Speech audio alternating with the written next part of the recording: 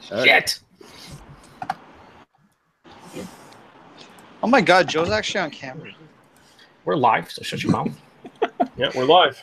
Yay. Okay, guys, how you doing? Welcome to Beer Analysis 101. This is a new little panel show. Not sure if we're going to run it weekly or semi-weekly, whatever. Depends on whatever we can. This is something we've talked about doing for a little while now, actually quite a long while. And this specific beer as well is going to be the one we started with. So we're finally getting around to it. You know, it takes us a while. Procrastination and all that good stuff. But I'm your host, Lee Russell. And we'll go through our panel really quickly here, from my left to right on my screen at least. First off is Average Joe. How you doing, sir? I am doing exceptionally well, especially now that I cracked open this beer that's ice cold and ready to go. I'm excited. Awesome. Right. Next we have Greg. How you doing, sir? Oh, I'm doing all right since I poured this fine vintage in this Bellwoods glass for extra flavor. So you aged it in your fridge for a while. Is that why it's vintage? Is that what you're saying? It's been aged for a whole day and a half. You should explain to the viewers what your fridge does, though. They don't get the true contents. Well, sometimes when I put IPAs in my fridge and leave them for 2 weeks, they taste better than they do fresh. Magic. I'm pretty sure it's science. Although it probably doesn't work for Bell's Two Hearted Ale for Greg's beer reviews, but that's unlikely. Okay, next we have Chris. How you doing, sir? I'm good, thank you very much. I just poured my beer down the middle, and I'm ready to go. Yeah, and right. yeah. And lastly, we have Nick. How are you, sir? Always leaving me for the last. Yeah, I'm not doing too bad. Got my glass poured, ready to dig in. Let's get this party started. Say cock. And if you hadn't guessed by the title, we are doing Coors Banquet beer.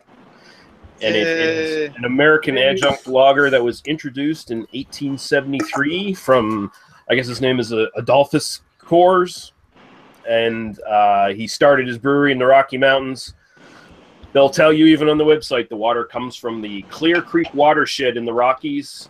They make a big deal about the mineral content of their water and how it imparts a unique flavor. The barley they use was imported Moravian barley.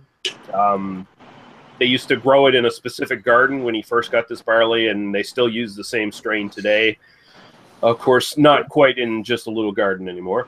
The hops used, and I'm actually impressed that the website did this. They actually broke down what hops they have in this beer. They have Chinook, Hallertau, Hercules, and Taurus hops. So you've got some standard sort of German, Bavarian, sort of Czech kind of hop things going on here. The way this beer got its name, essentially there's this legend surrounding how local miners in the Rockies used to have quote-unquote banquets, and they used to drink this beer, although the name Banquet was not imparted on this beer until 1963. But that's eventually how it's got its name. Most people are more familiar with Coors Light, of course. That's probably the more famous version of this brand. And the debut for this beer here in Canada was in 2014. So I'll go around the panel now, and I'll sort of ask them their first time having this beer, what their personal history is with it, and give their opinions of this beer. So I'll go to you first there, Joe. Oh, well, thank you, good sir. My first experience with this beer is it is the first beer I've ever drank in my entire life. My grandma had a cottage in northwestern Pennsylvania when I was a kid, and we used to go there every summer for a couple weeks, summer vacation. And we went to a swimming hole. I remember this vividly, and I don't know why. I was like 7 years old, but we went to a swimming hole, and a case of this beer was brought. And my dad, who to this day still doesn't drink macro, but I've gotten him into craft, he didn't really like beer then, still doesn't now. And he was nice enough to just grab one of those bottles to be like, hey, I'm not going to... Greg, fuck everyone in your area, general area of the greater Toronto area. No, so he grabbed one, whatever. He's like, oh, I'll drink it, whatever, no big deal. And he gave me a sip of it. And I don't remember hating it or liking it. I just remember it was the first beer I ever had. and I didn't have it again until about a month ago. Lee and I talked about doing this group analysis about, I'd say, a year ago, Lee, maybe a year and a half ago. Sounds a while right. ago. And I bought a big 24-ounce can of this, like these, not this exact can, but 24-ouncer. And it was in my fridge, and I was going to make beer brats last month, and I was like, holy shit, I still have that can. Of course, it was about close to a year out of date, which I guess for this beer really doesn't matter. Busted open, used half for the brats, drank the other half, and it was all right. I enjoyed it. I'm drinking it now. It's all right. It's I don't drink a ton of macro, but for what it is, it's thirst quenching, hits the spot. It's pretty decent. No complaints. Right on. Okay. Unmute Gregory here. At least I think I can. Oh, there we go. Up. Sorry, right, just moving to a quieter location. There we go. So Okay. my experience with this beer is, I don't know, I think I bought it for the first time probably around the time it came out, because I was like, went to the LCBO, I'm like, holy shit, there's a Coors product other than a Coors Light? This blew my mind. I bought it, I tried it, it was okay for what it was, and I've had it plenty of times since then, mainly since when I go places, a lot of people tend to like to serve it. Awesome. What about you, Chris? When's the first time you had this? From what I can remember, the first time I had this beer was at my local bar, actually. I normally drink at the local bars or whatever. If I'm in the mood for drinking macro, then I'll drink Coors Light on tap. And they were out. So I'm like, okay, I'll try Coors Banquet. And I quite enjoyed it at the time. I mean, it wasn't as light as, obviously, as Coors Light, but the Coors Banquet tasted pretty good. I really enjoyed it. And I'm drinking it right now, and I'm really enjoying it still. I think I'm going to get off the Coors Light and stick with the Banquet when I go macro. How about you, Nick? Well, the first time I ever had this beer was, I bought my first can of it on a beer run to PEI in 2013, and I'm assuming that's probably where they released this beer as like a trial market in Canada before releasing it nationwide.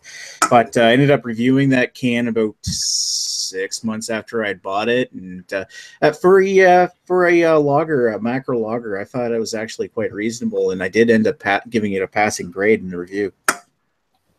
Awesome. And I think when you looked at most of the panel here is Canadian, I think pretty much all of our answers are around the same. Yeah, we had it around 2013, 2014 when it actually debuted, because for me personally, I saw it and I was like, wow, okay, Coors Banquet, interesting label, interesting packaging. It's going for that sort of retro feel. Apparently they changed their labels a lot. Apparently this has gone through a multitude of changes over the years, but it does have that kind of retro look to it. I think it's trying to capitalize a little bit on the same sort of idea as PBR, with the kind of throwback hipster kind of fetishization of this sort of brand. But I was like, okay, I've heard that Coors Banquet is actually the good Coors, so let's give it a try. And yeah, I enjoyed it. I was like, okay. I think in my rating of it, when I actually still reviewed beers, I think I gave it a 2.5 out of 5 at that time, which was probably pretty generous for me at the time, or at least I thought it was generous for me at the time, because I was probably in a bad mood. But I'd probably say it's a bit higher. My opinions of it's a bit higher now since I've had it. Like, this is kind of a go-to one for me, quite a bit. And I mean, the next thing we're going to go through here on our panel is letter grades. But before I give a little letter grade here, I'll just mention that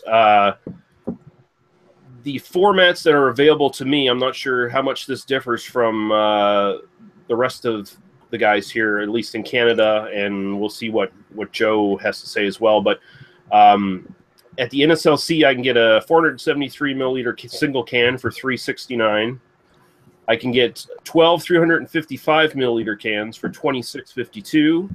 I can get 12 355 milliliter stubby bottles for $27.02, and I can get 6 355 milliliter stubby bottles for $15.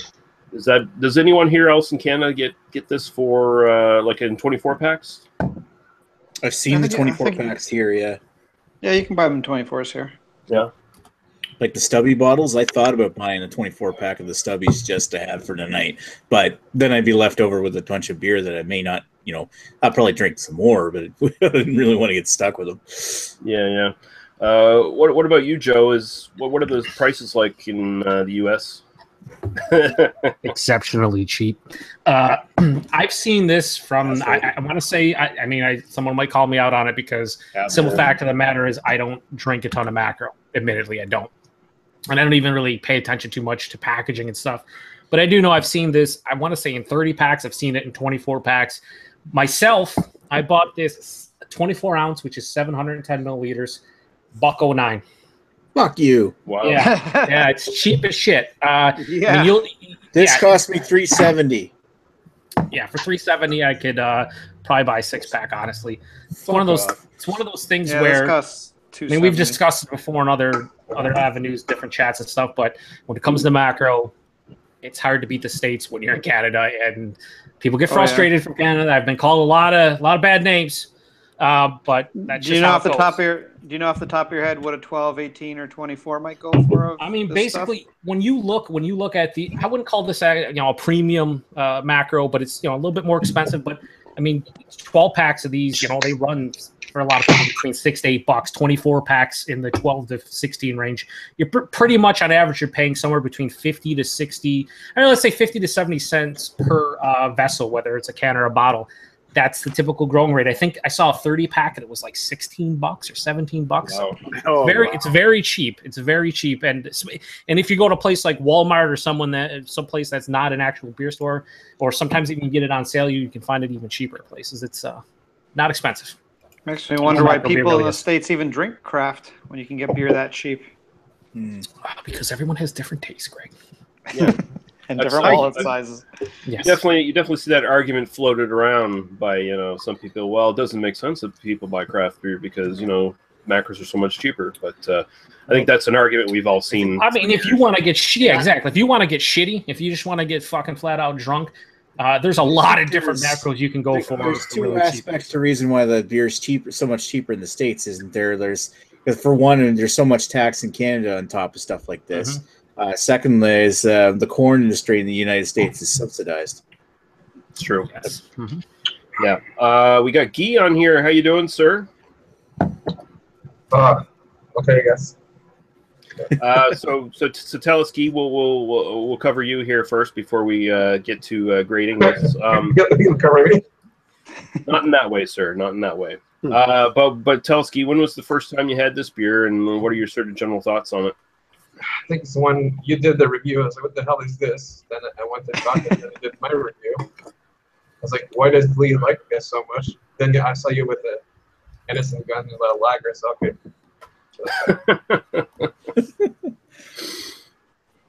Okay. Yeah. I get a slight bit of ass when I taste it, but it's okay. All right. At least no orange candies. I'm happy about that. Yeah. Ass candies. So we'll go to grades here, and we're going to do it a 10 just to keep it easy for everybody, because some people were confused with letter grades, and apparently there's a difference between the letter grade system in the Americas and in Canada. So it was brought to my attention. Yeah, we didn't want to confuse anybody in that regard. So we'll actually start with Guy. Just like in general, what would you give this as a grade out of 10 as just for style, and then for your own personal grade? So what, like as a bougie beer is what, like a 7 out of 10. As for me personally, it's passable. It's like 5.5. Okay. Right on. Joe. I'd actually go quite high in the style. Again, I haven't had a shit ton of macros. I've had enough to know that this is probably in the top 3 of the ones I've had. So I'd probably go like 8.5, 9 in the style out of 10. As for personal enjoyment, kind of like Guy, it's drinkable. There's nothing wrong with it.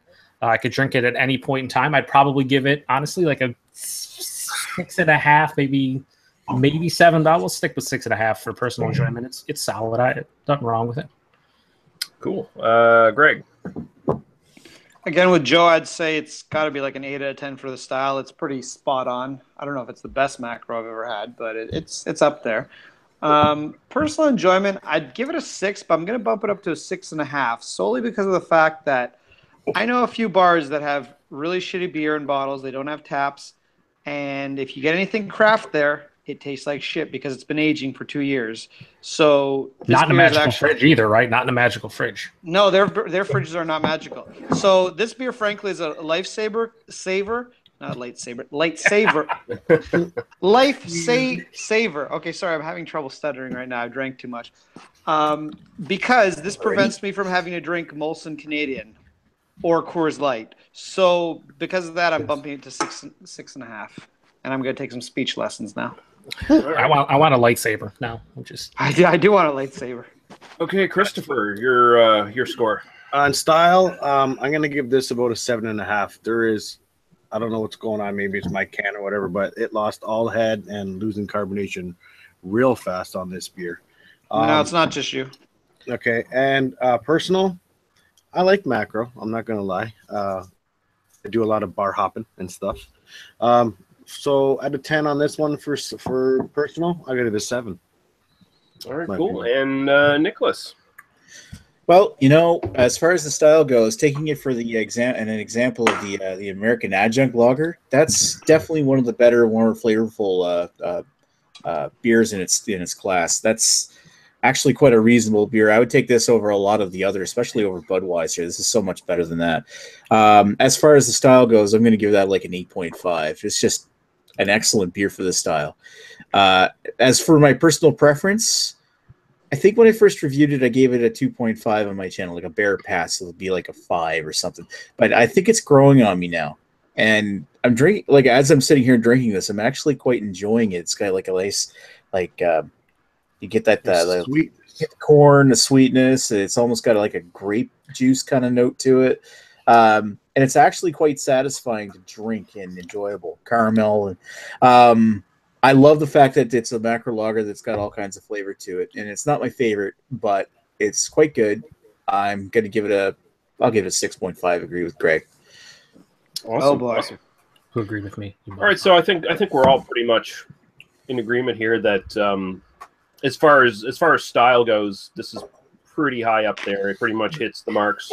And as far as just personal enjoyment, it's kind of, somewhere around the higher up of our sort of go-to kind of macro beers at the very least. No regrets. Yeah, no regrets. It would not be kicked out of bed. For eating crackers. Maybe if it ate too many crackers. If I woke up that's a sin. If I woke up next to a can of this in the morning, I wouldn't be so upset. Would you perform oral on it? Just did. Yeah, there you go. This is a family show. Well, not really. We'll sort of wrap up here by checking out the comments in the live chat here. So we had some people actually watching for our first show, so thank you very much. Yeah. Malted in Montreal says he hates losing head. That sucks for sure. Yep. Yeah. And Jace Westcott says he's drinking a Thomas Hardy Ale. Joke. Nice. He says he's actually drinking Shock Top. Don't judge me. And he says he likes this new show. So thank you very much. And I don't know if we're going to be doing another one next week. Maybe we'll be doing one next week, and we'll decide what the beer is. And you just watch this channel because I'll schedule the hangout ahead of time. Far ahead of time. And if I could interject one thing, you might get some suggestions from people. What people have to keep in mind is, although Canada is a lovely country, when it comes to actual available beers in certain provinces, I mean, Lee's out in Nova Scotia, you have Nick in New Brunswick, the rest of the guys are in Ontario, and I'm in the States. To get everyone on the same page, even with other people potentially joining, to get the same beer is very difficult. So while we would like to do a lot of suggestions that's either Canadian only or American only or very hard to get, probably would not be ideal as far as analyzing beers with more than a couple people, because it'd be very tough to do so. You should drive across the border just to get the Canadian version of mostly Canadian. I mean, Get the Canadian version of Moosehead. Oh, I could do a comparison. Moosehead. Well, getting Moosehead sounds more enjoyable than getting Molson Canadian, that's for sure. So Yes. Drinking urine sounds more exciting than Molson Canadian. Well, that'll be the Yeah. beer next week. It's Molson Canadian. No. No. we will figure something out. We're trying to keep these shows fairly short. This one's even shorter than what we actually expected because this is just a test run to see how things happen. We don't have to go 40 plus minutes on a panel discussion for a macro beer, because we didn't have technical difficulties or anything like that. So I do want to point one thing I don't think anyone really mentioned characteristic. The one thing I do enjoy about this to most macros seems to have like a toasted malt character, and it's not as corny, a little bit bigger body. right. It's not And- sweet. Yeah, it's like higher side of light body, even like a low side of medium, which surprised me when I first had it because so many beers in the macro style from here are just very watery. And this actually has a little bit of body. It's kind of cool. It's like, oh my God, there's something there. It's got like a medium to full body, and it's very smooth. Very, nice. very smooth. Yeah, yeah. mouthfeel. Very smooth. It's hashtag smooth. Smooth. It's very smooth. Okay. That's all yeah, I Anyone- went out. is anyone getting any booze off of this? No. No. So Jace Westcott just put a good idea here. He said, one suggestion can you record a video like Joe D letting people know when the next one is and the beer you're drinking so the viewers can get in on it? Yeah, okay. I'll keep that in mind. Maybe that'll be easier for people than just scheduling a hangout, because I'm sure some people, with the whole G Plus YouTube thing are Yeah. they're Well, all fucked. So. I would also say keep a lookout on, if you're a subscriber of Lee, which I'd imagine you most likely are if you're watching this. Lee did schedule this a couple days ago. Now, if he did it even 3-4 days in advance, it should pop up on your YouTube feed. Should, on top of that. So if you do the whole group analysis or beer analysis of said beer, it should give people an idea of what we're drinking. If next time we do this, And then go out and drink with us. Just drink it with us. Drink it with us. High five. High fives. Leave comments in the comment section on how you're liking that beer that we're drinking at the same time as you.